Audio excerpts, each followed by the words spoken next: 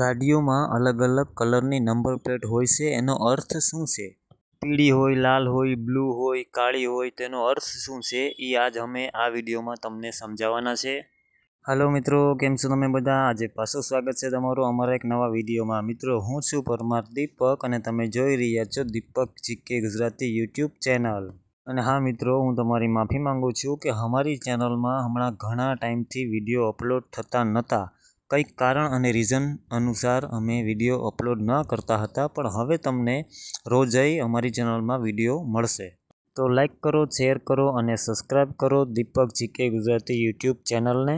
તો ચાલો આપણે વિડીયો ચાલુ કરીએ. સફેદ પ્લેટ અને કાળા અક્ષરમાં જે નંબર લખી ગયેલો હોય એ ગાડી પ્રાઇવેટ ગાડી હોય છે, આપણી પોતાની. આપણું પોતાનું જે પ્રાઇવેટ વાહન હોય છે તેની નંબર પ્લેટ સફેદ હોય અને એમાં કાળા અક્ષરથી નંબર લખી ગયેલો હોય. પીળા કલરની નંબર પ્લેટ. પીળા કલરની નંબર પ્લેટ કાળા અક્ષર હોય. તે ધંધાકીય વાહન હોય. જેમ કે ટેક્સી છે, એ ધંધાકીય વાહન છે. આપણે એને ભાડે લઈએ છીએ. જેમ કે સમજી લો કે આપણે ક્યાંય ફરવા ગયા અને ત્યાં આપણે ગાડીની જરૂર છે, તો આપણે કેમ ટેક્સીને ફોન કરીએ, અથવા કોઈ પ્રાઇવેટ ગાડી જેની હોય એ આપણે મતલબ મૂકી જાય ક્યાંય પણ ફરવા, તો એ નંબર પ્લેટ પીળા કલરની હોય છે, કારણ કે એ વ્યવસાય ધંધા માટેની ગાડી છે એટલા માટે. હવે આવે છે કાળા કલરની નંબર પ્લેટ અને એમાં પીળા અક્ષરથી લખી ગયેલ હોય છે સ્વચાલક ભાડાનું વાહન. મતલબ કે સમજી લો તમે ગયા છો જુનાગઢ અને ત્યાં તમારે ફરવું છે, તો તમે કોઈ પણ વ્યક્તિ પાસેથી ભાડે ગાડી લ્યો. તમે ડ્રાઈવર પોતે જ હોય છે અને ગાડી બીજાની હોય છે, તો એના માટે આ કાળા કલરની નંબર પ્લેટ હોય છે કે અમે ગાડી ભાડે આપીએ. ડ્રાઈવર તમે ખુદ પોતે.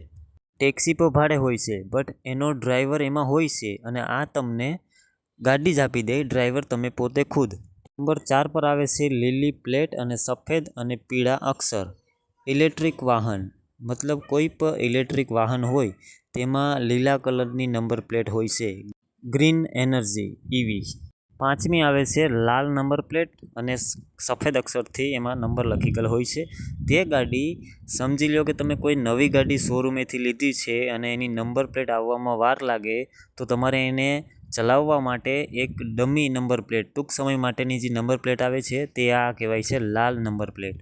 આ નંબર પ્લેટ તમને RTO દ્વારા આપવામાં આવે છે, અથવા જાણે કે તમે કોઈ બહારથી ગાડી લાવ્યા છો, ગુજરાતથી બહારથી, અને તે તમારે ગુજરાતમાં ગાડી હાંકવી હોય તો એના માટે પણ આ નંબર પ્લેટ ઉપયોગ આવે છે, તે પણ RTO આપે છે તમને. નંબર 6માં છે વાદળી કલરની નંબર પ્લેટ અને સફેદ અક્ષરથી એમાં લખી ગયેલ હોય છે.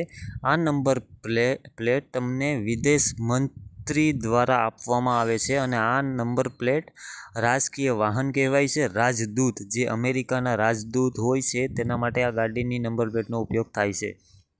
અને આજની આ છેલ્લી અને 7મી નંબર પ્લેટ છે લાલ પ્લેટ અને અશોક સ્તંભ ધરાવતી નંબર પ્લેટ. રાષ્ટ્રપતિ અને રાજ્યપાલને ગાડીમાં આ નંબર પ્લેટ આપવામાં આવે છે. તો મિત્રો, આ 7 નંબર પ્લેટ હતી જે આપણે ભારતમાં RTO દ્વારા આપવામાં આવે છે. તો ચાલો મિત્રો, આ વિડીયોમાં બસ આટલું જ. મળીએ બીજા વિડીયોમાં. ત્યાં સુધી જય ભારત, જય Hind. Thank you for watching my video. Sweet dream.